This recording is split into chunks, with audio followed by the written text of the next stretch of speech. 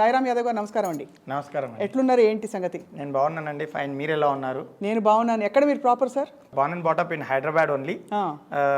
మన నాంపల్లి, మల్లేపల్లి. మీ గురించి అంటే చదువుతూ తెలుసుకుంటూ ఉంటే ఇంత చిన్న వయసులో ఇంత టైం ఎలా వచ్చిందా మీకు అనిపిస్తుంది? అంటే అంత మీరు ఎప్పుడు మొదలు పెట్టారండి మీ కార్యక్రమాలు, పబ్లిక్ లైఫ్లో మీ ఇన్వాల్వ్మెంట్ అది? అండ్ నేను స్కూల్ లైఫ్లో ఉన్నప్పటి నుంచే, అంటే స్కూల్లో కూడా నా ఫ్రెండ్స్ ఉన్నప్పుడు వాళ్ళకి నార్మల్గా ఎటువంటి చిన్న మొన్న సహాయం ఏవైతే ఉంటాయో అవి చేసుకుంటూ, అది చిన్నప్పటి నుంచే వచ్చిన అలవాటు. సో అలా చేసుకుంటూ స్కూలింగ్ ఫినిష్ అయిపోయిన తర్వాత ఇంటర్మీడియట్లో స్పోర్ట్స్ పరంగా కూడా చేసుకుంటూ, స్పోర్ట్స్లో కూడా ఎంతోమందికి అంటే నీడి ఏదైతే రిక్వైర్మెంట్ ఉందో నా వల్ల ఎంతవరకు సపోర్ట్ చేయగలుగుతానో అలా సపోర్ట్ చేసుకుంటూ ప్రయాణం మొదలుపెట్టాను.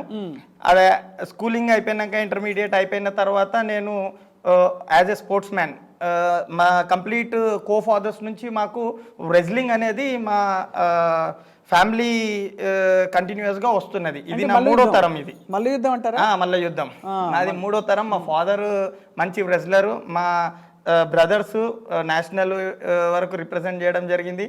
నేను చాలా తక్కువగా రెజ్లింగ్ చేశాను, కానీ I have a complete knowledge on that. So father గారి డ్రీమ్ ఉండే, ఫాదర్ ఒక ఓన్ రెజ్లింగ్ సెంటర్ పెట్టి పూర్ పీపుల్స్కి మనం ఫ్రీ ట్రైనింగ్ ఇవ్వాలి, వాళ్ళలో ఉన్న టాలెంట్ని బయట చూపించాలని చెప్పేసి. సో అది ఎప్పుడూ ఫాదర్ నాతో డిస్కస్ చేసేవాళ్ళు. నేను కొద్దిగా ఫైనాన్షియల్గా స్ట్రాంగ్ అయిన తర్వాత మా నాన్నగారి ఆశయం నెరవేర్చడానికే మా నాన్నగారి పేరుపై ఓన్గా రెజ్లింగ్ సెంటర్ ఓపెన్ చేయడం జరిగింది. ఆ రెజ్లింగ్ సెంటర్లో ఇప్పటి వరకు 200 మెంబర్స్ రెజ్లర్స్ అండర్ ట్రైనీస్ ఉన్నారు. అందులో 43 members state gold medalist, 17 members national represented.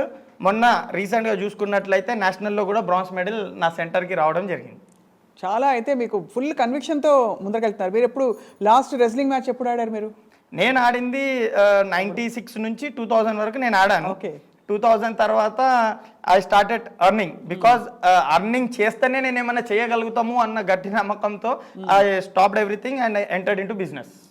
Just డయల్లో కూడా కొంత, అవును, జస్ట్ డయల్లో కూడా నేను చేశాను. Just dial my journey was in the year of 2009 to 10-11 between as a team మేనేజర్గా నేను జస్ట్ డయల్. చాలా ఎంత అంటే మీకు ఎంత వైవిధ్యభరితమైన ప్రొఫైల్ ఉంది. అంటే ఒకవైపు రెజ్లింగ్, ఒకవైపు సోషల్ వర్క్, ఇంకోవైపు స్పోర్ట్స్ అన్నిటితో, అంటే ఇతర స్పోర్ట్స్తో కూడా అనుబంధం ఉండడం, అండ్ మరోవైపు ఆఫ్ కోర్స్ రాజకీయాల్లోకి వచ్చారు. ఎలా ఉంది రాజకీయ జీవితం? ఫైన్, గోయింగ్ గ్రేట్ అండి. నేను 10 సంవత్సరాల నుంచి రాజకీయంలో ఉన్నాను. సో ఎలా అనంటే పార్టీ ఇచ్చిన కార్యక్రమాలు, సేవా కార్యక్రమాలు అన్ని విజయవంతంగా చేసుకుంటూ, నాకు ఇచ్చిన బాధ్యతలు అన్ని పూర్తి చేసుకుంటూ, ఇప్పుడు నాకు అవకాశం కల్పించాలి అని చెప్పేసి ఇప్పుడు నాకు రీసెంట్గా మన శ్రీకృష్ణ ధర్మ పరిషత్ అభిషేక్ అన్నగౌడ్ గారి ప్రోత్సాహంతో అన్నగారు మొన్న జరిగిన ప్రాణప్రతిష్ఠ కార్యక్రమం విజయ్ దివాస్ చాలా రంగరంగ వైభవంగా చేసుకున్నాము. చెప్పాలనుకుంటే తెలంగాణలోనే మా వేదిక, శ్రీకృష్ణ ధర్మ పరిషత్ చేసిన వేదిక చాలా పెద్ద వేదిక ఉండే. ఆ వేదిక మీద ముఖ్య అతిథిగా డాక్టర్ లక్ష్మణ్ గారు వచ్చారు. డాక్టర్ లక్ష్మణ్ గారికి అన్నగారు, అంటే చివరి క్షణం వరకు కూడా నాకు తెలీదు అన్నగారు నా పేరు చెప్తారని చెప్పేసి. అది ఇట్ వాజ్ టోటల్లీ అన్ఎక్స్పెక్టెడ్.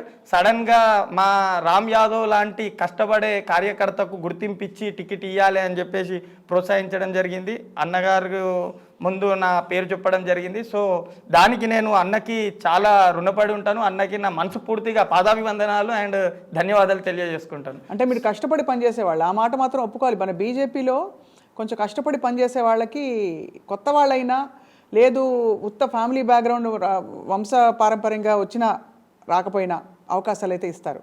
అవును, కష్టపడి పనిచేసే కార్యకర్తలకు మాత్రం 100% బీజేపీలో గుర్తింపు ఉంటుంది, ఎదుగుదల ఉంటుంది. ఇదైతే బల్లాగుద్ది చెప్పగలుగుతాం. కానీ మీరు బీజేపీలో జాయిన్ అయ్యేటప్పుడు మీకు బీజం ఎలా పడింది బీజేపీకే వెళ్ళాలి అని? అంటే రాజకీయ జీవితం మీద మీకు ఒక ఇంట్రెస్ట్ కలిగింది. ఇన్ని పార్టీలు ఉండగా వై బీజేపీ? అంటే నేను ఉండేది టోటల్లీ మల్లేపల్లి సెగ్మెంట్ మొత్తం చూసుకున్నట్లయితే మైనారిటీ పీపుల్ ఎక్కువ ఉంటారు. అవును. సో నేను చాలా మట్టుకు సేవా కార్యక్రమాలు ఎలా అనంటే, నేనుండే ఏరియా చాలా స్లమ్ ఏరియా. ఆ స్లమ్ ఏరియాలో బ్యాక్వర్డ్ పీపుల్ పిల్లలు రాంగ్ డైవర్షన్కి వెళ్ళేవారు. ఎలా అంటే ఇప్పుడు చూసుకున్నట్లయితే 15-16 ఇయర్స్ వాళ్ళు సిగరెట్ తాగి, గుట్కలు తిని, అవి తిని లైఫ్ డ్రగ్స్ పాలు చేసుకుంటున్నారు. సో అలా కానియకుండా ఆ స్లమ్లో ఉన్న వాళ్ళు, ఆ స్లమ్లో సుమారు 7,000 మంది ఉంటారు. ఆ 7,000 మందిలో ఏరి చూసినా 7 మంది ఎడ్యుకేటెడ్ పీపుల్ వెళ్ళరు. సో అలాంటి స్లమ్ ఏరియా నా చుట్టుముట్టున్నది. అలాంటి వాళ్ళకి ఏమైనా చెయ్యాలి అన్న ఆలోచనతో నేను వాళ్ళని రెజ్లింగ్ సెంటర్లో ట్రైనింగ్ చేయిస్తూ ఆ రాంగ్ డైవర్జన్, ఆ డ్రగ్స్కి అడిక్ట్ కానియకుండా కాపాడుకోవాలి అన్న ఉద్దేశంతో ప్రయత్నం చేస్తున్న సమయంలో నాకు కొన్ని రిలీజన్ పార్టీసు చాలా ఇబ్బంది పెట్టాయి. ఎలా అనంటే నా వీడియో ఒకటి బాగా స్క్రోలింగ్ కూడా అయ్యింది, ట్రోలింగ్ అయింది. ఎలా అనంటే నా స్టూడెంట్స్, నా అనుకునే వాళ్ళు నా బర్త్డే రోజు వచ్చి 200 మెంబర్స్ కేక్ కటింగ్ చేయించినప్పుడు వాళ్ళేదో వాళ్ళ ఏజు చిన్న ఏజ్లో యూజ్ చేయని పదాలతో డ్యాన్స్ ఆడడం చేయడం చేసారు. కాబట్టి ఆపోజిషన్ పార్టీ వాళ్ళు దాన్ని స్క్రోలింగ్ చేసి రాంగ్ ఇంపాక్ట్ తీసుకొచ్చి నాపై కేసులు అవి ఇవి కూడా బనాయించడం. జైలుకి వెళ్ళారు? అవును, వెళ్ళానండి, జైలుకి కూడా వెళ్ళాను. సో ఈ సందర్భంగానే నా పైన ఒత్తిడి చేసి రిమాండ్ చేయించడం జరిగింది. అప్పుడు అనుకున్నాను నేను వీళ్ళని కష్టపడి కాపాడుకున్నా కానీ కూడా నా విజన్ని వీళ్ళు అడ్డుకుంటున్నారు. వాళ్ళు ఏం చూసుకున్నారంటే నేను వీళ్ళని ఈ విధంగా ఏమన్నా సపోర్ట్ చేసుకొని వీళ్ళని మంచి దారికి తీసుకొని వెళితే నేను బలవంతుని అయిపోయి వాళ్ళ రాజకీయానికి ఎక్కడన్నా దెబ్బతీస్తానేమో అన్న ఉద్దేశంతో నన్ను బ్రేక్ చేయడానికే వాళ్ళు నాకు పోలీస్ కేసులు, తప్పుడు కేసులు బనాయించి రిమాండ్ చేయించారు. రిమాండ్ చేయించిన తర్వాత నేను వచ్చినాక డిసైడ్ అయిపోయాను ఎలా అనంటే ఇలాంటి వాళ్ళతో ఎదుర్కోవాలి అని అనుకుంటే కేవలం భారతీయ జనతా పార్టీతోటే సాధ్యం అని మీరు అనుకున్నారు. అనుకొని ఈ నాలో కూడా నేను కూడా కరోడు కట్టిన హిందూవాదిని, ఖచ్చితంగా సనాతన ధర్మాన్ని కాపాడే పార్టీ మన దేశంలో ఏదైనా ఉంది అని అంటే అది భారతీయ జనతా పార్టీయే అన్న ఉద్దేశంతో నేను భారతీయ జనతా పార్టీయే. కానీ ఆనెస్ట్గా రామ్ యాదవ్ గారు, ఈ మనది సెక్యులర్ దేశం కదా, మరి ఎవరో ఒక రాజకీయ పార్టీ తాలూకు వ్యక్తులు అలా ప్రవర్తించడం తప్ప, అది ఏ పార్టీ వాళ్ళు ఎవరి పట్ల ప్రవర్తించినా తప్పే. ఇప్పుడు ఉదాహరణకి మీ పార్టీకి సంబంధించిన రాజా సింగ్ గారు నోరు బారేసుకుంటారు, పరుషంగా మాట్లాడతారని ఆయన మీద ఒక ఇది ఉంది. ఎవరు ఎవరిని అట్లా మాట్లాడద్దు, మీరు అన్నది రైటే. కానీ సెక్యులర్ దేశంలో అందరినీ, మీరు అందులో మల్లెపల్లిలో పెరిగారు, కలుపుకుపోయే తత్వం మన దేశంలో ఉండాలని మీరు అనుకోరా? మీరు రామరాజ్యం గురించి మాట్లాడతారు ఉదాహరణకి, మొన్న రామ జన్మభూమి రామాలయ స్థాపన చాలా ఏళ్ల నాటి కళ నెరవేరిందని చెప్పారు కదా, మరి అందరినీ కలుపుకుపోవడం అనేది సాధ్యం కాదంటారా? ఎందుకు సాధ్యం కాదండి, అందరినీ కలుపుకొనే వెళ్తాం మేము. ఇప్పుడు అంటే నా గురించి పర్సనల్గా అడిగినట్లయితే నేను మీకు ఇప్పుడే చెప్పాను, నా సెంటర్లో 200 మంది స్టూడెంట్స్ ఉన్నారని. అందులో 10 to 15% మెంబర్స్ మైనారిటీస్ కూడా ఉన్నారు. వాళ్ళు వస్తే నేను వాళ్ళని కాదు అని అనను. మేము సనాతన ధర్మానికి అగెన్స్ట్ ఉన్న వాళ్ళకి, టెర్రరిజం వాళ్ళకే మేము అగెన్స్ట్.